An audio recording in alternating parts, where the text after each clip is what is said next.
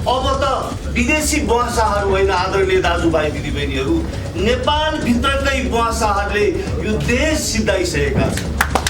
देशको राष्ट्रियतामा प्रश्न चिन्ह आइसकेको छ, यो देशको मौलिकतामा प्रश्न चिन्ह आइसकेको छ, यो देशको स्वाभिमानमा प्रश्न चिन्ह आएको छ। आफ्ना कुर्सीका लागि, आफ्ना स्वार्थका लागि राष्ट्र देशभित्रका बेमान बुवासाहरू कल्चरमा आवास भइसकेका छन्। त्यसै कारणले यो पौष 27 गते उहाँले पुर्याउनु भएको योगदान, राष्ट्रको लागि पुर्याउनु भएको योगदान र उहाँले खडा गरेको जगमा टेकेर अन्य नेपालका सपुतहरूले सपुत्रीहरूले पुर्याउनु भएको योगदानलाई हामीले सम्मान गर्न सकेनौँ भने यो चन्द्र सूर्य झन्डा अङ्कित चाहिँ झन्डामा पनि प्रश्न चिन्ह आउँछ।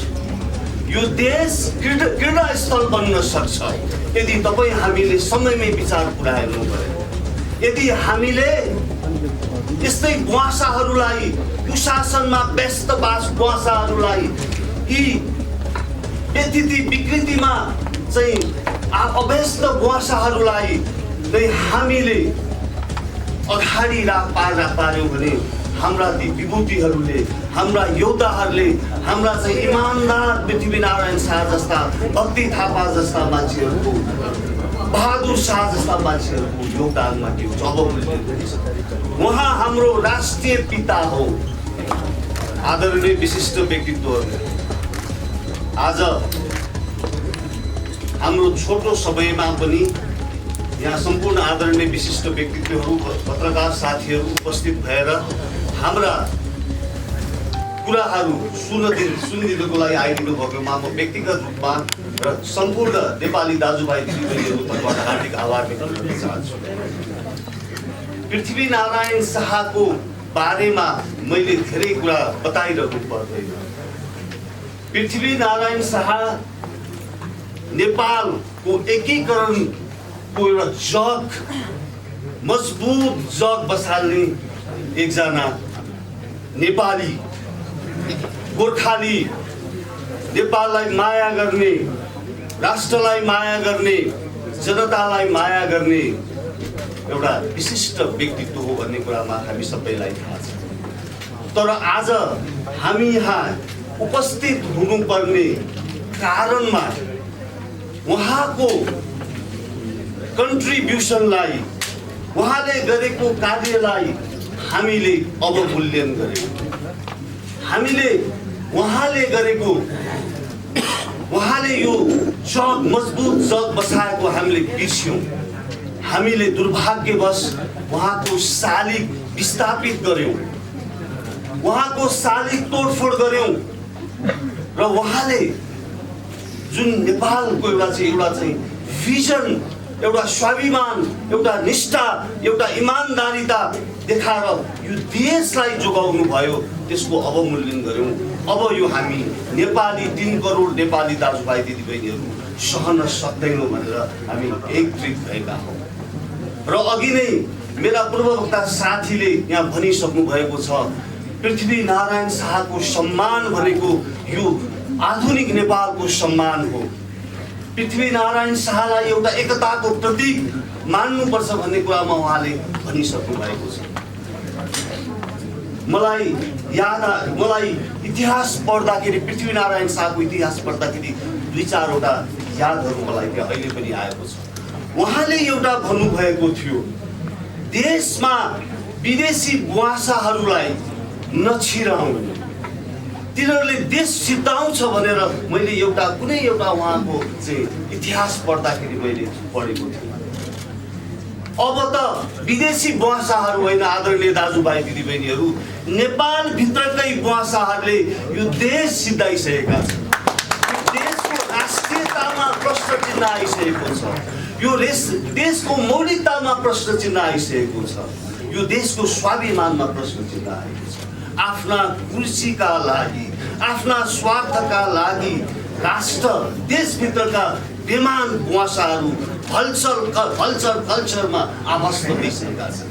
त्यसै कारणले यो पौष 27 गते उहाँले पुर्याउनु भएको योगदान, राष्ट्रको लागि पुर्याउनु भएको योगदान र उहाँले खडा गरेको जगमा टेकेर अन्य नेपालका सपुतहरूले सपुत्रीहरूले पुर्याउनु भएको योगदानलाई हामीले सम्मान गर्न सकेनौँ भने यो चन्द्र सूर्य झन्डा अङ्कित चाहिँ झन्डामा पनि प्रश्न चिन्ह आउँछ।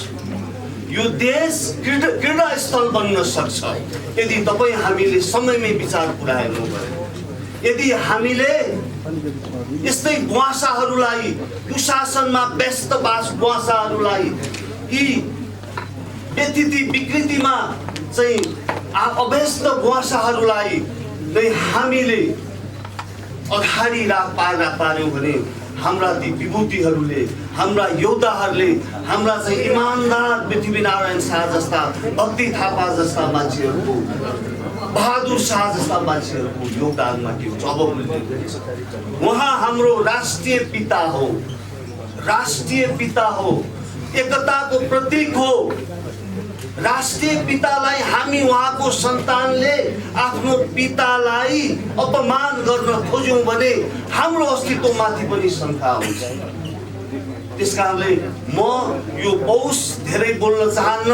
पौष 27 गते 10:30 बजे रत्न पार्कमा सम्पूर्ण दाजुभाइ दिदी बहिनीहरू, तराई मधेस पहाड हिमालका दाजुभाइ दिदी बहिनीहरू, देशभित्र भएका दाजुभाइ दिदी बहिनीहरू, विदेशमा भएका दाजुभाइ दिदी बहिनीहरू, तपाईहरू जहाँ जहाँ हुनुहुन्छ त्यहाँ यस्ता सपुतको सम्मानको लागि, राष्ट्रिय एकता प्रवर्धन गर्नको लागि, राष्ट्रियता जोगाउनको लागि, हाम्रो मौलिकताको संरक्षण गर्नको लागि एक भएर उहाँको सम्मान दिउँ र अनि मात्र नेपाल आमाले हामीलाई सम्मान दिनुहुनेछ।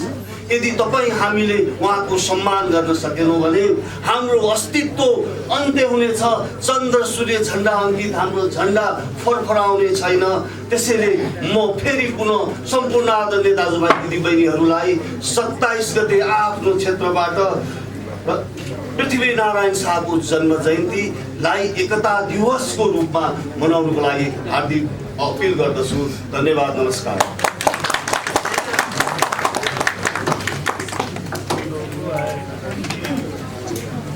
धन्यवाद रमेश खरेलजी, यहाँलाई धेरै धेरै धन्यवाद। वास्तवमा हामीले पृथ्वी जयन्ती र राष्ट्रिय एकता दिवस मनाउँदाखेरि सम्पूर्ण मुलुकका शक्तिहरू, ती प्रगतिशील वामपन्थी शक्ति हुन्, ती प्रजातान्त्रिक शक्ति हुन्, ती राष्ट्रवादी शक्ति हुन् या स्वतन्त्र नागरिक हुन्, आज सबैको बस्ने भूमि पृथ्वीनारायण शाहले नै सृजना गरेको यो भूमि भएकोले आज हामीले नेपाली भन्न यही भूमिको कारणले पाएका छौँ। तसर्थ पृथ्वी जयन्ती सबैको साझा जयन्ती हो। सबैले पुस 27 गते 10:30 बजे रत्न पार्कमा भेला भएर राष्ट्रिय झन्डा पनि आबद्ध भएर भरसक आफ्ना ब्यानर पनि नलिकन, यदि कसैलाई आफ्नो ब्यानर ल्याउन मन छ भने त्यो सम्भव कन्सिडर गर्न सकिएला, तर राष्ट्रिय झन्डा मात्रै, दलको झन्डा नलिकन, आफ्ना सङ्घ संस्थाका झन्डा नलिकन सबैजना 10:30 बजे पुस 27 गते रत्न पार्कमा उपस्थित भई भव्यताका साथ पृथ्वी जयन्ती मनाऊ भन्ने जुन सन्देश दिनुभयो त्यसको लागि म रमेश खरेलजीलाई धेरै धेरै धन्यवाद दिन चाहन्छु। र यही विषयमा 5 मिनटभित्र बोलिदिनुको लागि म बालकृष्ण न्यौपानेजीलाई अनुरोध गर्दछु र म त्यस पछाडि चिफ साहब रूपमाङ पटवाललाई त्यस पछाडि बोलिदिनको लागि अनुरोध गर्दछु र बालकृष्णजीलाई म अनुरोध गर्छु। माइक सुन्दैन, कसले मिलाउने, अगाडि आएर मिलाउनु। नमस्कार पत्रकार मित्र र विशिष्ट व्यक्तित्वहरू। मैले 63 सालमा कटु दृश्य देखेको छु। पृथ्वीनारायण शाहको शालिग तोडिँदै गर्दाको। ती शालिग तोड्नेका हातमा एउटा हातमा हँसिया हथौडाको झन्डा थियो, एउटा हातमा हथौडा थियो, पछि ल्याएर 4 तारे झन्डा पनि राखियो। अर्थात् पृथ्वीनारायण शाहको शालिग तोड्नेहरू गान्धीका पूजा गर्ने थिए र माओका पूजा गर्ने थिए। पृथ्वीनारायण शाहको शालिग तोडेको एउटा सङ्केतिक लक्षण छ। अर्थात् पृथ्वीनारायण शाहले यो देश एकीकरण गरिदिएको, यो देशलाई एकीकरण गरेर नेपाली बनाइदिएको त्यो आन्दोलनकारी शक्तिलाई चित्त बुझेको रहेको छ। त्यसको सन्देश त्यही हो। होइन भने ती आन्दोलनकारी अहिले सत्तामा छन्। जसले यो देश नामाकरण गरायो, जसले यो देशलाई नेपाल बनायो, त्यसको एक दिन छुट्टी दिएर त्यसको चाहिँ कुनै सम्मान गर्दैनन्। त्यसको अर्थ के हो भने उहाँहरू यो देश विखण्डन गर्न चाहनुहुन्छ। त्यसपछिका घटनाक्रममा नेपालको झन्डा फेर्छु भन्ने आन्दोलन पनि आए। एकजना दाहाल थरका नेता थिए, तिनले ठुलो आन्दोलन गरे नेपालको झन्डा फेर्छु भनेर। त्यो झन्डा फेर्छु भनेको के हो त्यो कुरो हामीले बुझ्यौँ न भने हाम्रो यो देश रहँदैन। त्यसैले मेरो निवेदन गराई यो शक्ति हामीले पहिचान गर्यौँ न भने यो देश अहिले के हो भने इतिहासको सबभन्दा कठिन घडीमा उभिया छ। अब यो देश जोगाउने हैसियत नेपाली जनतासँग मात्रै छ। त्यसैले हामीहरूले के भन्यौँ भने पहिले देश जोगाउँ। हामीहरूलाई आशंका छ नेपालको जस्तै परिस्थिति सिक्किममा पनि थियो, त्यहाँ राजा विदा गरिए, त्यहाँ पनि नेपालको जस्तै संविधान सभा आयो। त्यही संविधान सभाले देश विलय गर्यो। एउटा नेता उभिएन यो देश विलय हुनु हुँदैन, यो स्वतन्त्र सिक्किम हुनुपर्छ भन्ने। यसको अर्थ त्यहाँको र यहाँको एउटै फोटोकपी हो कि भन्ने हामीलाई आशंका छ।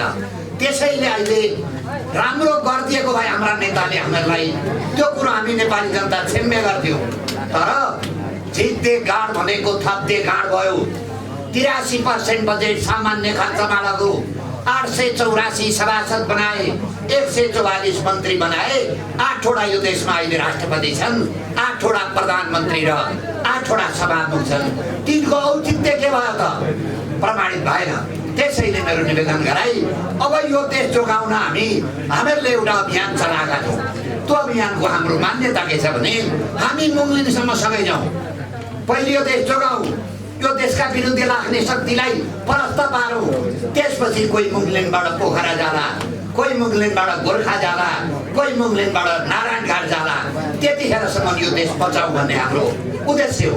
त्यसैले हामीहरूले एउटै के भनेका छौँ भने यो अहिलेको 62-63 सालबाट खडा बनेको संरचनाले यो देशलाई तहस नहस पार्यो। आर्थिक रूपले सिद्ध्यायो, सामाजिक रूपले सिद्ध्यायो, जातीय द्वन्द्वले सिद्ध्यायो। यसको अर्थ के हो भने इतिहासमा नेपाल मानचित्रमा नेपालको चित्र समाप्त हुन पनि सक्छ। अहिले हेरौँ हाम्रा दुईटा देशका परस्पर विपरीत देशका मान्छेहरू बारम्बार भ्रमणमा आइरहेका छन्। एउटा आउँछ, अर्को जान्छ, अर्को जान्छ, अर्को आउँछ। सायद सिक्किमीकरणको तयारी त भइराखेको छैन। त्यसैले मेरो निवेदन गराई यो देश जोगाउनका लागि सम्पूर्ण नेपाली जनता एक भौँ बात छोडिदिउँ। अहिले यो देश नरहेको भए कुन देशका 17,000 मान्छे मार्थ्यौ? यो देश नभएको भए कुन बालुवाटारको जग्गा खान्थ्यौ? यो देश नभएको भए कुन वाइट बडी खान्थ्यौ र एनसेल खान्थ्यौ? त्यसैले पृथ्वीनारायण शाहले आर्जन गरेको देशमा अहिले पृथ्वीनारायण शाहको आर्जन उनीहरूलाई पनि काम लागेछ। तर एक पैसा हिसाब किताब निकाल्छु भन्दै अन्तिममा फेरि एक भएर यो देश जोगाउनका लागि सम्पूर्ण नेपाली दाजुभाइलाई म आह्वान गर्दै बिदा हुन्छु। धन्यवाद। धन्यवाद बालकृष्णजी। म अब हाम्रा आदरणीय त्यो मुलुकका धेरै ठुलो योगदान पुर्याउनुभएका पूर्व चिफ साहब रूपबहादुर कटवाल सरलाई अगाडि आइदिन आफ्ना केही धारणा